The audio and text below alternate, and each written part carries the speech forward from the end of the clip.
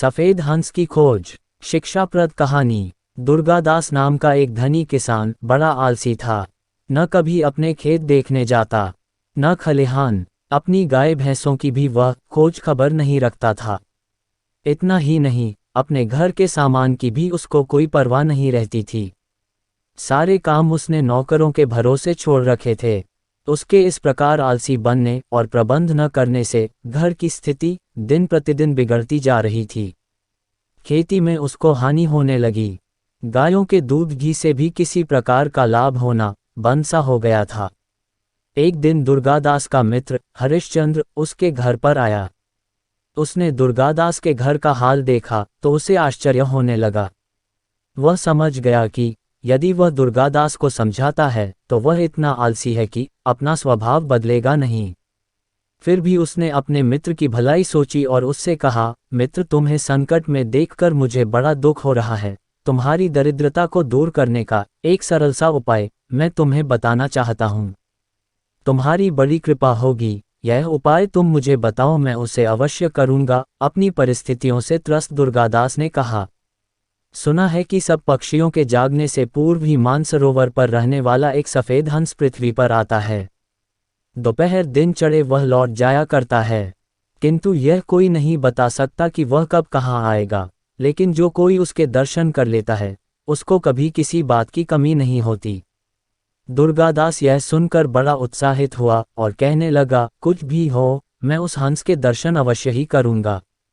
यह बताकर हरिश्चंद्र चला गया। दुर्गादास को उसका कथन स्मरण रहा और दूसरे दिन प्रातःकाल वह सबके जागने से पहले घर से निकल पड़ा। हंस की खोज में वह अपने खलिहान में गया। वहां उसने देखा कि कोई आदमी उसके ढेर में से गेहूं चुराकर अपने ढेर में मिला रहा है। दुर्गादास को देखकर वह लज्जित हो गया और क्षमा मांगने लगा। दुर्गादास ने उसको क्षमा कर दिया। गेहूं समेटकर वह घर आ गया। घर आकर वह गौशाला में गया। वहां उसने देखा कि ग्वाला गाय का दूध दोहकर अपने घर के लोटे में डाल रहा है। दुर्गादास ने उसे डांटा। उसने भी क्षमा याचना की। दुर्गादास भीतर गया और दूध पिया, जलपान किया और फिर डंडा उठाकर खेत की ओर चल दिया। उसे दोपहर तक हंस के दर्शन करने थे। वहां जाकर उसने देखा कि अभी तक भी खेत पर काम करने वाले श्रमिक आए ही नहीं है। जब श्रमिक आए तो उसने उन्हें देर से आने का उलाहना दिया और खूब डांट फटकार लगाए। इस प्रकार प्रतिदिन वह कहीं न कहीं जाता रहता था और देखता था कि जहां वह जाता है वहीं उसको हानि पहुंचाई जा रही है। किंतु उसके नियमित रूप से जाने से इस प्रकार की चोरियां बंद हो गई और उसकी हानि भी रुक गई। हंस की खोज में दुर्गादास प्रतिदिन उठकर घूमने जाने लगा। नौकर चाकरों में भय व्याप्त हो गया कि न जाने कब स्वामी आकर उनकी चोरी पकड़ लें।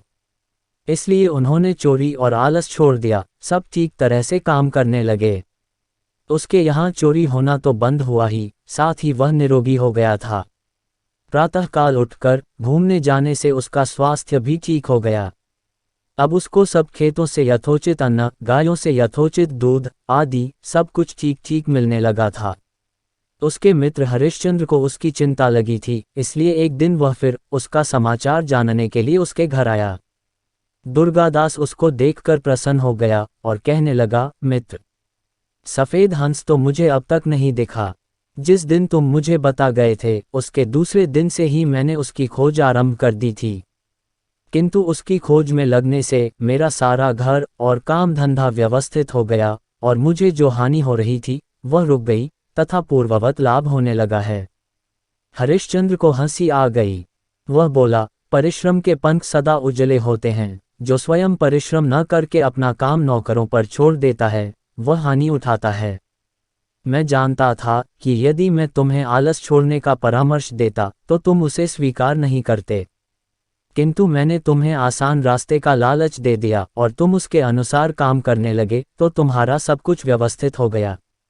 इस कहानी से हमें ये शिक्षा मिलती है कि परिश्रम करना ही मनुष्य जीवन का लक्ष्य होना चाहिए।